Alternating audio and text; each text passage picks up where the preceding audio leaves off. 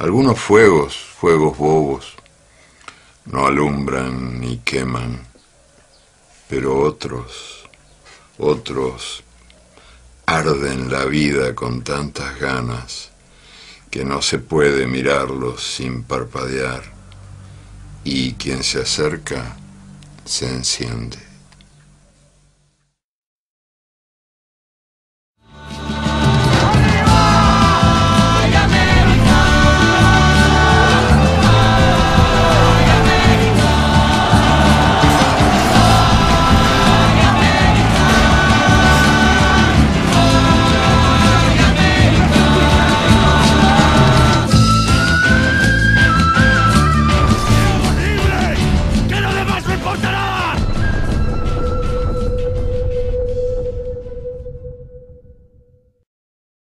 A ideia de esquerda nasceu das forças anticapitalistas, né? O movimento operário, o Partido Socialistas. Depois ela foi se atualizando conforme a época histórica, né? No século passado surgiram forças moderadas de esquerda, tipo social-democracia, que aos poucos foi se adaptando ao capitalismo, procurando uma democratização interna ao capitalismo. Outras forças comunistas ou movimentos guerrilheiros, tá? Mantiveram a ideia de que havia que destruir o capitalismo e construir uma sociedade de qualidade diferente, que seria o socialismo, né?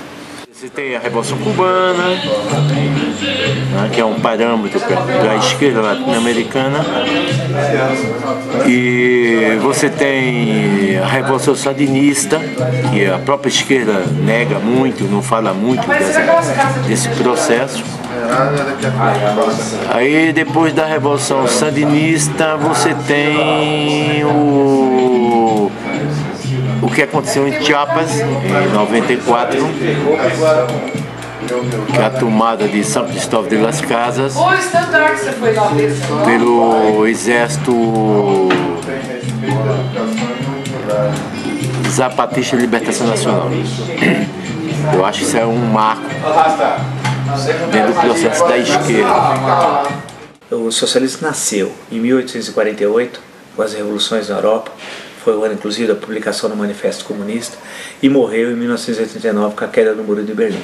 O socialismo não existe mais. Quem fala em socialismo hoje com a perspectiva do século XIX, do século XX, é um mero passadista, porque a proposta alternativa ao capitalismo hoje não passa mais pelo socialismo e pelas ditaduras socialistas. Todas fracassaram, nenhuma obteve êxito.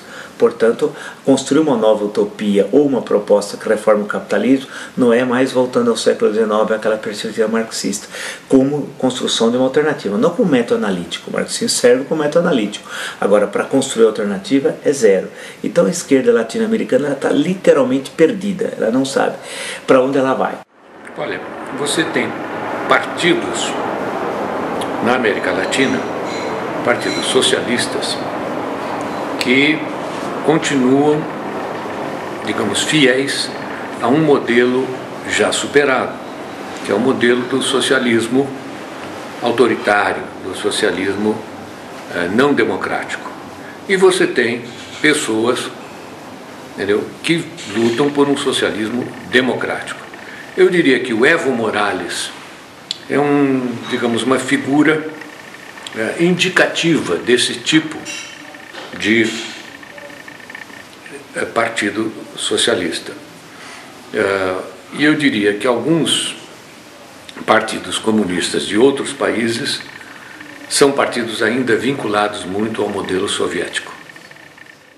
De certa forma se fragmentou a esquerda até os anos 90, quando isso foi o ápice. Nos anos 90, a fragmentação, a queda do Muro de Berlim, a esquerda no Brasil ficou perdida, sem horizonte, sem perspectiva. Ao mesmo tempo, você teve uma ascensão, nesse período que há uma fragmentação da esquerda, tem uma ascensão do PT e do Lula como liderança da esquerda. Um dos governos pseudo-esquerdistas é o do Lula. E depois não tem nada mais de esquerdista, não tomou conhecimento. Mas o Evo Morales não. O Evo Morales é de fato um socialista. O Pinheira, que é o vice dele, é um teórico importante do socialismo na América Latina, muito importante. O presidente do Uruguai é um antigo montoneiro, é um antigo guerrilheiro que foi preso, torturado, preso muitos anos, e que agora, este é um marxista de verdade, este é um socialista de verdade. Podia parecer razoável fazer uma crítica dura de esquerda ao governo Lula no começo de 2003, 2004, em 2005, mas o que aconteceu? Os setores ficaram totalmente isolados, até porque não construíram uma crítica de esquerda, não são uma força de esquerda. Frequentemente até estão mais associadas a setores de direita, pela linguagem, até porque ficaram muito na denúncia e não buscaram alternativas. A boa crítica desse governo qual é? É uma crítica ao modelo econômico que ainda arrasta elementos do modelo anterior. É a crítica à estrutura agrária, a política agrária que ainda favorece fortemente os agronegócios, coisas desse tipo. E não é isso que essa esquerda mais radical fez. Eu acho que a esquerda no geral ela está passando por um processo de transformação. Tem toda uma história aí que não resolvida na esquerda como um todo e que está surgindo novas formas de luta, novas propostas.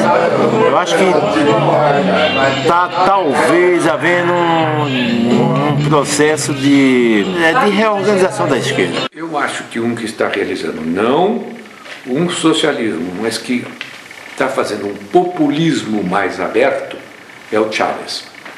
O Chávez está fazendo um populismo que é uma relação ele e o povo, portanto uma relação muito pouco socialista, porque na relação socialista é o coletivo, é o partido, né? Ele está fazendo de toda maneira, a finalidade, e ele mesmo se expressa como socialista. De modo que eu diria que ele está mais próximo de uma postura socialista. Os demais... Esse diz revolucionário, ele é arquiconservador. Ele é a pior herança da América Latina. Que herança? Caudilista. Ele é um caudilho. Ele coloca toda a família a família tem enorme poder econômico.